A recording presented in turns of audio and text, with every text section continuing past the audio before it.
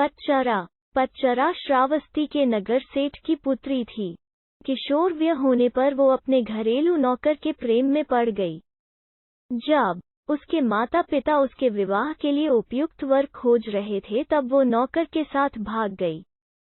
दोनों अपरिपक्व पति पत्नी एक छोटे से नगर में जा बसे। कुछ समय बाद पच्चरा गर्भवती हो गई। स्वयं को अकेले पाकर उसका दिल घबराने लगा और उसने पति से कहा, हम यहाँ अकेले रह रहे हैं। मैं गर्भवती हूँ और मुझे किसी की सहायता की आवश्यकता है। यदि आप आज्ञा दें तो मैं अपने माता पिता के घर चली जाऊं। उद्धरण चिन्ह। पति पच्चरा को उसके मायके नहीं भेजना चाहता था, इसलिए उसने कोई बहाना बनाकर उसका जाना स्थगित कर दिया। लेकिन पच्चरा के मन में माता पिता के घर जाने की इच्छा बड़ी बलवती हो रही थी। एक दिन जब उसका पति काम पर गया हुआ था तब उसने पड़ोसी से कहा, आप मेरे स्वामी को बता देना कि मैं कुछ समय के लिए अपने माता पिता के घर जा रही हूँ। जब पति को इसका पता चला तो उसे बहुत बुरा लगा।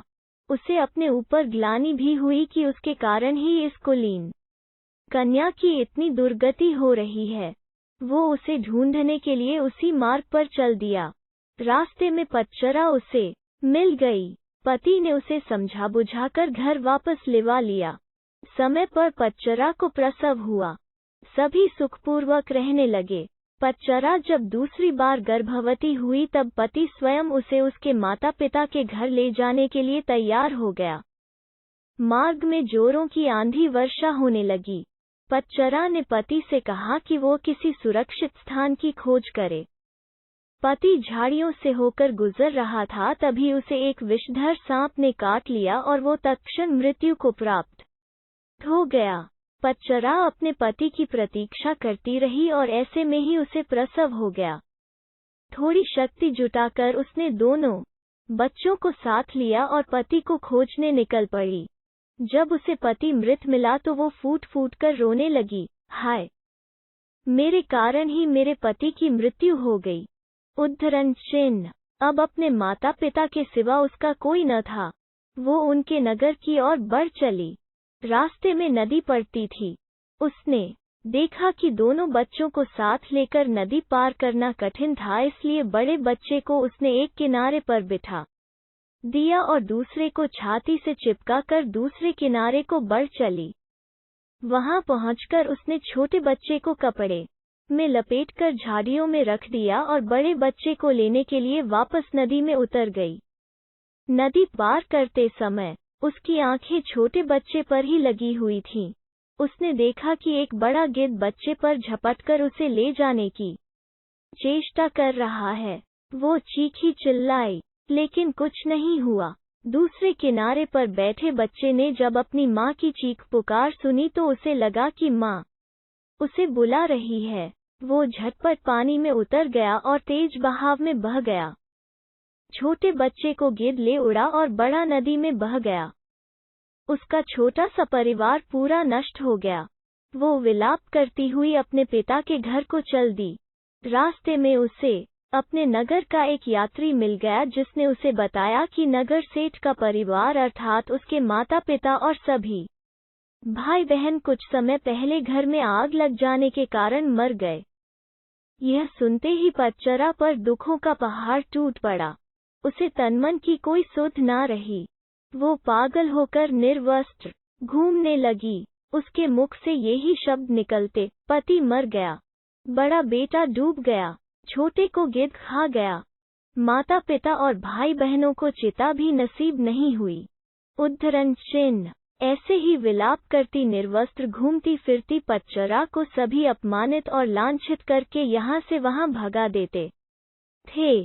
जेतवन में भगवान बुद्ध धर्मोपदेश दे रहे थे। पच्चरा अनायास ही वहाँ आ गई।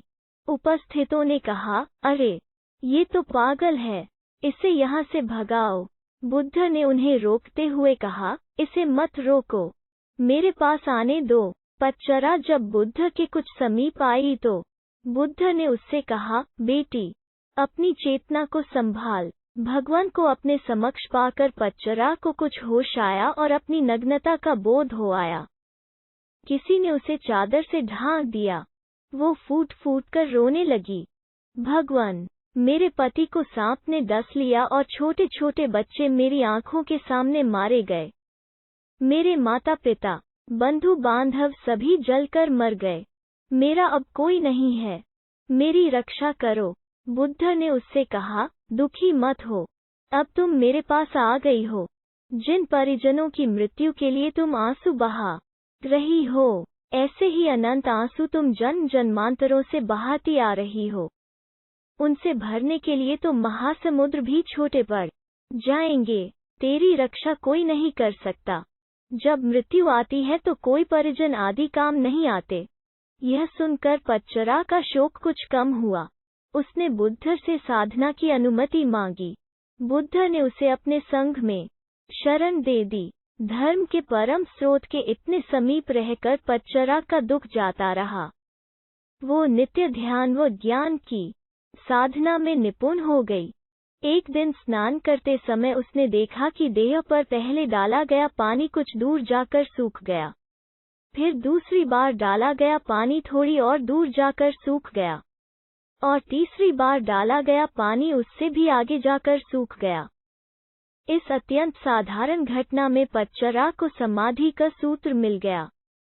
पहली बार उड़ेले गए पानी के समान कुछ जीव अल्पायु में ही मर जाते हैं। दूसरी बार उड़ेले गए पानी के समान कुछ जीव मध्यम वयता में चल बसते हैं, और तीसरी बार उड़ेले गए पानी के जैसे कुछ जीव अंतिम वयस में मरते हैं। सभी मरते हैं, सभी अनित्य हैं। ऐसे में पच्चरा को यह भान हुआ जैसे अनंत करुणावान प्रभु बुद्ध उससे कह रहे हैं, हाँ पटाचारे, समस्त प्राणी मरण धर्मा है। इस प्रकार पच्चरा उन बौद्ध साधिकाओं में गिनी गई जिनको निःप्रयास ही एक जीवनकाल में ही निर्वाण प्राप्त हो गया।